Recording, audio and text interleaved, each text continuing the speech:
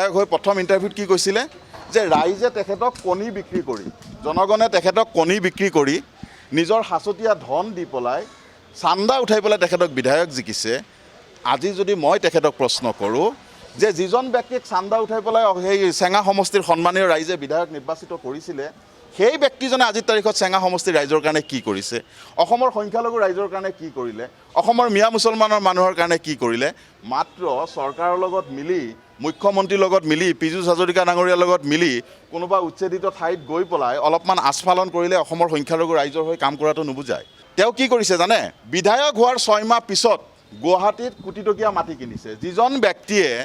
যিজন ব্যক্তিক কণী বিক্ৰী কৰি ৰাইজে মানে চান্দা দি পেলাই বিধায়ক সজাইছে সেইজন ব্যক্তি 6 মাহৰ ভিতৰত গুৱাহাটীত কোটি টকীয়া মাটি, সেইজন ব্যক্তিয়ে কোটি টকীয়া মেডিকেল ক্লিনিক বৰপেটাত তেখেতে স্থাপন কৰিছে। ক'ত পালে ইমান পইচা, ক'ৰ পৰা আহিল?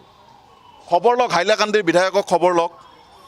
সমগ্ৰ অসমৰ সৰ্বশিক্ষাৰ যিমান কাম আছে বিল্ডিঙৰ কাম মুখ্যমন্ত্ৰী মহোদয় আৰু পীযুষ হাজৰিকা ডাঙৰীয়াৰ লগত মিলি পেলাই আশ্ৰাফুল হুছেইনে নিজেই ঠিকাদাৰী কৰি পেলাই এই গোটেই অসমৰ সৰ্বশিক্ষাৰ ডাঙৰ ডাঙৰ কাম তেখেতে কৰিছে। সাহস আছে যদি নচ্ছাত কৰক। গতিকে এইজন ব্যক্তিয়ে, মই এটা কথাই ক'ম, ৰাজনীতিত থাকিলে শিষ্টাচাৰিতাৰ প্ৰয়োজনীয়তা আছে। আৰু তেখেত এজন যিহেতু জনপ্ৰতিনিধি, এক্সিডেণ্টেলিয়ে হওক হৈছেতো জনপ্ৰতিনিধি, গতিকে এজন MLA এজন সাংসদক কি হিচাপে সম্বোধন কৰিব লাগে, কি হিচাপে কথা ক'ব লাগে, সিমানখিনি শিষ্টাচাৰ থকাটো দৰকাৰ বুলি ভাবোঁ।